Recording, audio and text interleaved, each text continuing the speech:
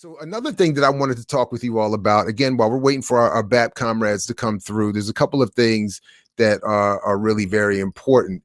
One of which is the issue of political prisoners, which is something that we cover here on a routine basis and are noting the absence of coverage in many other spaces. And one thing that I noticed, which I thought was very interesting on a number of levels, is that this piece here came out the other day, and anybody can correct me if I'm wrong on this, because I've reached out to a number of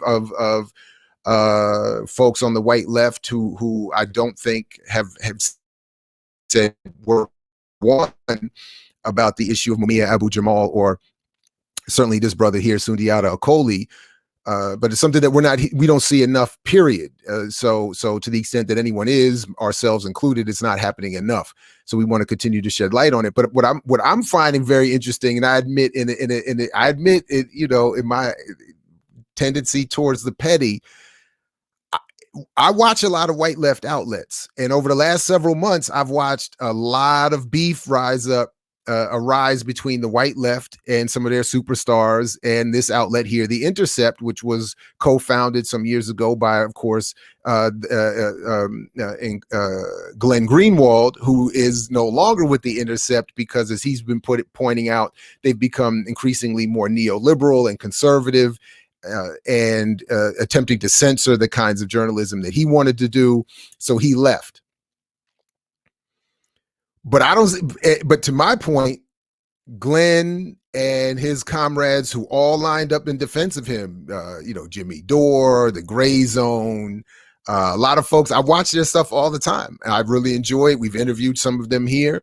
I appreciate their work in many aspects in what they do, but when it comes to this, they seem absent. So I thought it was interesting, and I've reached out to them and asked them, could you cover more political prisoners, specifically the issue of Mumia on his deathbed, more or less over these last few weeks, and desperately not only needing of health care, but his release.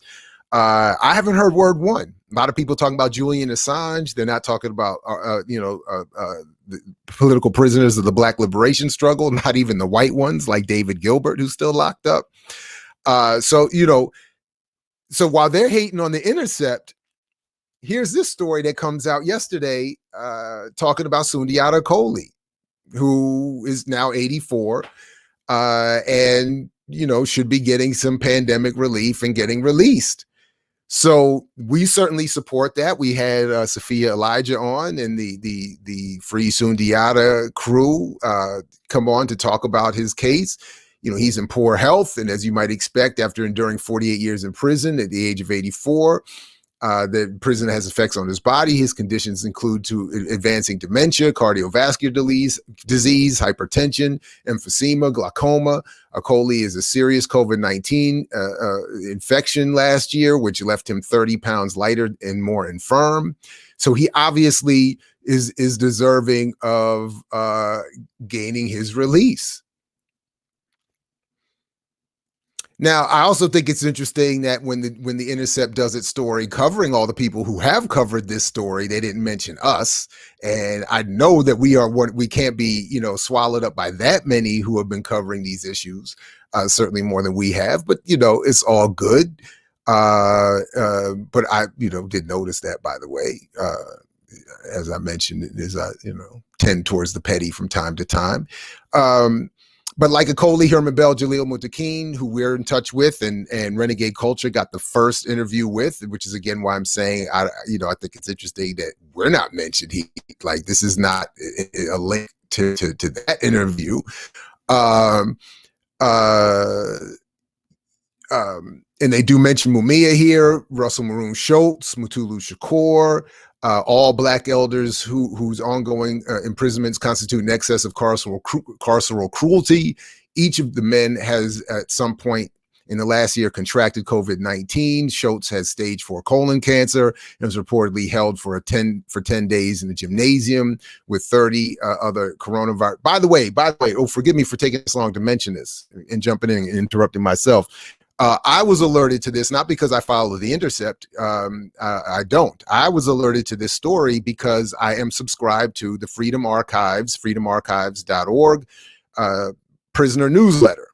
So make sure you've signed up to that if you haven't already, and then you won't miss these alerts either, which is another reason why I'm almost sure, and it's possible I missed something, and I'm happy to be corrected, especially if this coverage has occurred. But that's why I'm almost positive I have not missed, or I have not seen this level of coverage in these other outlets that were both critical of the Intercept for becoming more conservative, but who themselves can't seem to give any coverage to these issues, even when people like me reach out directly to them and they respond, or at least acknowledge receipt of the communique. So anyway, Laura Whitehorn, co-founder, who you can see interviewed with us on at imixwhatilike.org, or on the channel, the I Mix What I Like playlist at the Black Power Media channel. Laura Whitehorn, co-founder of the Release Aging People in Prison campaign, in behalf, and herself a former political prisoner, tweeted that Akoli, Abu-Jamal, Schultz, and Shakur Mutulu, that is, among others, remain behind bars while Judas and the Black Messiah win film awards, referring to the recent Hollywood. By the way, this is again the point I'm getting at, and a point I'm going to come back to in just a moment, when it relates to this issue of people keep continuing to say, don't be too critical of popular media, because many uses can be put towards that commercial pop media product. So it's being used by many others. And here's the point. It's, the Judas and the Black Messiah film is not being used to spread awareness of political prisoners and encouraging their freedom. So I'm going to pause there, because it looks like we have